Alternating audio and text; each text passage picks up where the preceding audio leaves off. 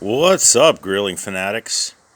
This is my review of the Jamestown 4-in-1 grill. I'll run over some quick features and functions, some areas of improvement that I've done prior to my first time utilizing the almost entire unit yesterday. This is the Jamestown 4-in-1. In America, it is called the Smoke Hollow grill. It's a little bit different in design. Different company is manufacturing it, but exact same functionality and features. On the far left here, I have my gas canister, obviously away from any of the cooking and heat. This is nice to have. It kind of sucks that it's not hidden. It can go back behind for storage, but it's recommended to disconnect it before you store the gas canister inside. They don't recommend having the gas canister near the actual heat sources, which I would expect. Here on the left-hand side, we have the searing platform or plate. This is for searing steaks, let's say tuna, maybe nice beef steaks or something. This is an extremely high heat, very high BTU output on the gas distributors. I'll show you very quickly just how quickly this heats up. The entire aspect of this will get extremely hot very, very, very fast. It's for quick searing. Absolutely love this feature. Can't wait to get some nice tuna steaks or something to throw on there to just do some quick searing. You can see immediately the redness of the distributor. It is fabulous, and the heat coming off of this is intense. I wouldn't recommend doing hot dogs on this or hamburgers. They would just sear the outside, not long-term cook. But this is for that last little finish touch, or having something like a tuna steak that you don't need to cook fully. But this is an amazing, you can see the heat coming off the distribution already. It looks to be a little bit heavy in the back opposed to the front, but it will all eventually turn bright red, and I would assume that's when you need to actually start searing.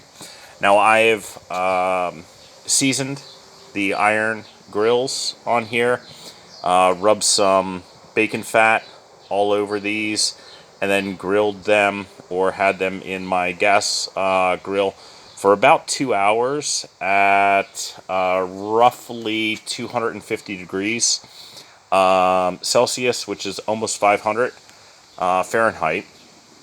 And it allowed the actual iron to absorb in the oils, open the pores up, and now it's almost like a non-stick surface. So when I put my meat down on, it's not going to stick to it. Shouldn't stick anyway if it's a high enough heat, but I'm not going to have any of the crustiness on the metal afterwards. Cleanup should be extremely quick. So moving on to now the gas partition. This is extremely huge, and this has a multi-purpose center. I can purchase and will purchase the added centerpieces. I can get a stone to put in here so I can do some pizza or stromboli. Even utilize a stone. I love cooking with stone. Heats up and allows everything to just stay a little bit crispier. Let me move back. Top plate, just for keeping stuff warm.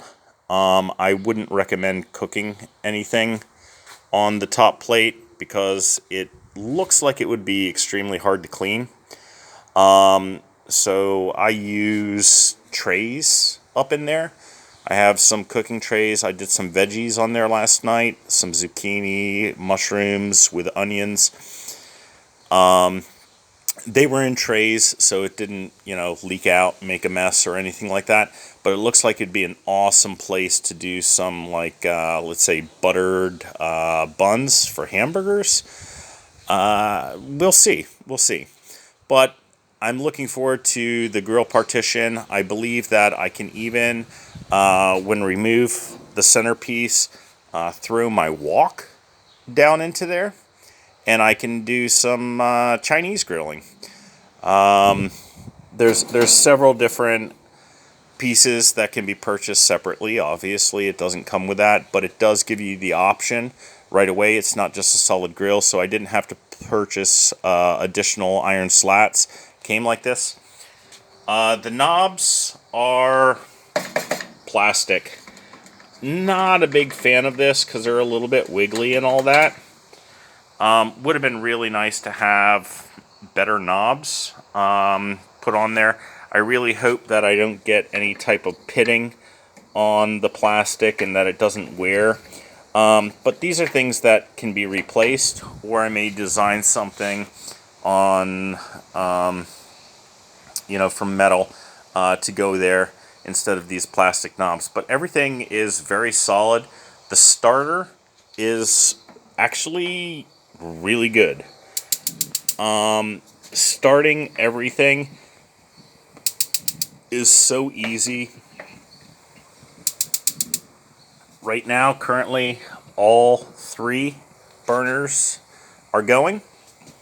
So easy. I don't have to reach in and use any type of lighter. There are covers, which are these drip covers that go down to then the drip pan. I have to clean the drip pan. Obviously, I tidied up everything except for the very bottom drip pan. But the drip pan down below is an easy slide out. I will clean this immediately after this conversation, or video. So that's something that really makes life easy. I don't have a drip cup where everything goes down into and everything gunks up. I'll be able to clean it very quickly and easily, and will after. So we move on then to the charcoal side. This is your traditional charcoal style grill, but attached to the right is a firebox, which allows me to then smoke everything into the main chamber.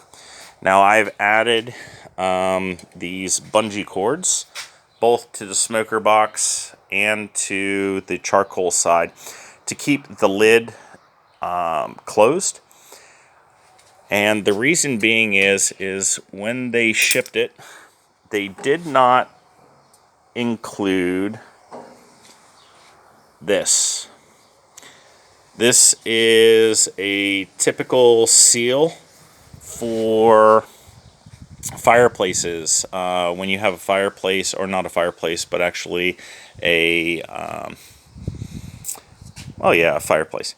The glass doors, when they seal, you don't want smoke coming into your house, so they put this mesh style heat rated tape around the doors to seal so that you don't get smoke leakage. I decided to put this around the grill because there are initially these little rubber gaskets, and it allowed along the entire edge for smoke to seep out. So what I did was I installed the stuff, and now I have a seal that goes the entire way around rather than having a gap. I may remove these rubber gaskets because you can see in here a little bit of light seepage. That's where smoke will puff out. Hence why I threw the bungee cord in, which actually pulls it down and seals it almost perfectly. They do have this ventilator on the front. It's kind of, it's like an old school ventilator from what I remember on our old iron stove that we have in our cabin. But it doesn't seal 100%, so I'm going to have to figure out how I can seal much better around the vents, because smoke did come out through there. Not heavily, but when the smoke got heavy, it really bellowed out through the gaps. Same with the, my son calls it the shifter for our car. First, second, third, fourth, fifth, sixth. This actually is part of the raising unit for the charcoal. It's very well designed, has a nice lift system, gives me 6 different levels I can place the charcoal at. Didn't use the charcoal here last night because I was smoking the ribs, but we have 2 grates that are cast iron. These were all heat treated, so seasoned prior to me using them yesterday. You can see that there's not a drop or crustiness on any of the grill. It cleaned up so easily. So definitely treating or seasoning the iron helped 100%. One problem was there was dripping from the ribs down into the charcoal tray. The charcoal tray itself does lift and remove out. It's good quality. The only problem is the grate itself does not remove from the drip tray. So the tray itself is one solid. It's hard. So cleaning up inside, I had to actually take this inside and scrub it with a long bristle brush and use my fingers to kind of get everything out of the way. But it works very well. It's kind of free floating, and due to the ability to adjust, really well done. So with that, I will do some actual charcoal in here eventually. Just a charcoal grill, maybe do some burgers or hot dogs. Something to just test out the normal charcoal grilling. Now on the far right is then the smoke box, and you can see I have another bungee cord. The smoke box itself is extremely well designed. Oops, got some gunk there. Clean that off. It's very well designed. It's ported into the housing unit, and you'll be able to see much better when I open this up. There's a top vent port. Oop, better not flip it around. There's a top vent port that goes into then here to allow the smoke and heat transfer to come here. Now, when I was utilizing the firebox itself, it was very difficult to get it above 200 degrees Fahrenheit. So roughly like 100, 110 Celsius. So I had to really burn heavily. I couldn't rely just on charcoal. So I had to add some additional fuel source, which was some pine wood that I had laying around from a project. And it gave me enough heat transfer to raise the temperature up to 220, so roughly 130, 140 Celsius, which was a really good temperature for smoking the meat. The firebox itself has a nice vent. Unfortunately, it doesn't mean that the wind is in my favor. So the wind was coming from the other direction, so it wasn't pushing the heat. I did have to open up the heat box and blow to keep the fire kind of going and heating appropriately, but it worked really well. I mean, if I didn't have such a windy area, it probably would have been a lot easier and a lot better, but thankfully it was windy because it drew all the smoke coming out the stack away from my house and into all the neighbors' yards. But the smokestack itself is really nice. It has a burper. Yesterday when I was actually smoking, I had it almost open to 100%. Because it was very intense for most of the time. But it worked absolutely well. I'd imagine once I get better wood and understand a little bit more about the actual smoking, it shouldn't be a big issue.